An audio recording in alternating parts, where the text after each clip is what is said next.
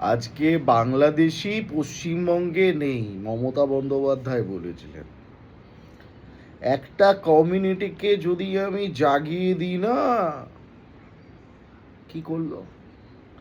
পাক সাকাশে জেগে গেছিল ফ্রেশ ব্লাড জেনজিজ, ছাপড়িস, মেরে হাল খারাপ করে দিয়েছে, তুলে নিয়ে গেছে। পুলিশ সক্রিয়ভাবে কাজ করছে। এই পুলিশ যদি আগামী 15 বছর এইভাবেই সক্রিয়ভাবে কাজ করে না, বিরোধী দল বলে কিছু আর বেঁচে থাকবে না। পুলিশ সক্রিয় হয়েছে। এখন যেখানে সেখানে যানজট, যেখানে সেখানে এই লোক কামারে নিয়ে গিয়ে ইনকেলাব জিন্দাবাদ করা যাবে না।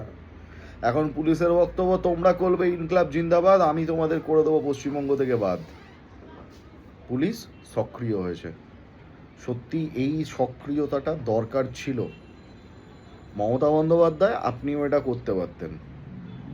দ্বিতীয় কথা, সেদিনকার একটা ঘটনা, অভিষেক বন্দ্যোপাধ্যায় যখন মার খেয়েছিল, আমার কাছে কথা হলো, একটা জায়গায় অভিষেক বন্দ্যোপাধ্যায় কোনো কিছু বিজেপির থেকে নেবেন না।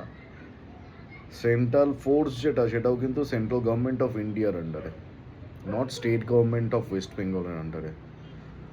So the difference between state government of West Bengal and central government of India, both are different.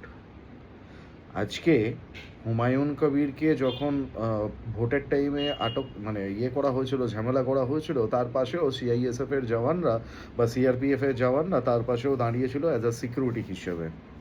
তো সিকিউরিটি হিসেবে দাঁড়ানোর জায়গাটা তারা রয়েছে এবং তারা ছিল, আগামী দিনেও তারা থাকবে। আপনি Z+X+Y+ যাই খুশি নিন না কেন, আমার কাছে কথাটা হলো, আপনার কাছে জায়গা, আপনাদের প্রত্যেকের কাছে, শুধু অভিষেক বন্দ্যোপাধ্যায় ইন্ডিভিজুয়াল না, মমতা বন্দ্যোপাধ্যায় ইন্ডিভিজুয়াল না, প্রত্যেকটা স্টেট গভর্নমেন্ট মন্ত্রীদের কাছে স্টেট পুলিশের চাওয়াটা হচ্ছে সব থেকে বেশি, আমার কাছে স্টেট পুলিশ বেশি করে দাও।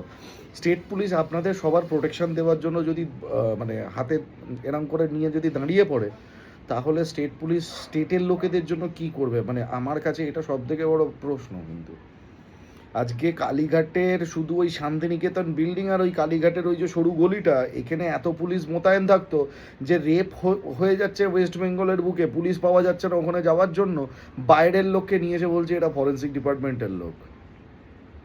পার্ক স্ট্রিটের মতন জায়গায় যেদিনকে দময়ন্তী সেন বলেছিলেন কিছু একটা ঘটেছে, সেদিনও স্টেট পুলিশ কিছু করতে পারেনি, মমতা বন্দ্যোপাধ্যায় কিছু করতে পারেনি। কি করেছিলেন? একটাই কাজ করেছিলেন, আমি 10 লাখ টাকা দিয়ে দিচ্ছি। ভুলে যাবেন না, আপনাদের বাড়িতেও মেয়ে রয়েছে। আজকে স্টেট গভর্নমেন্ট যদি বলে না আমরা 10 লাখ টাকা দিয়ে দিচ্ছি, খুব গায়ে লাগবে।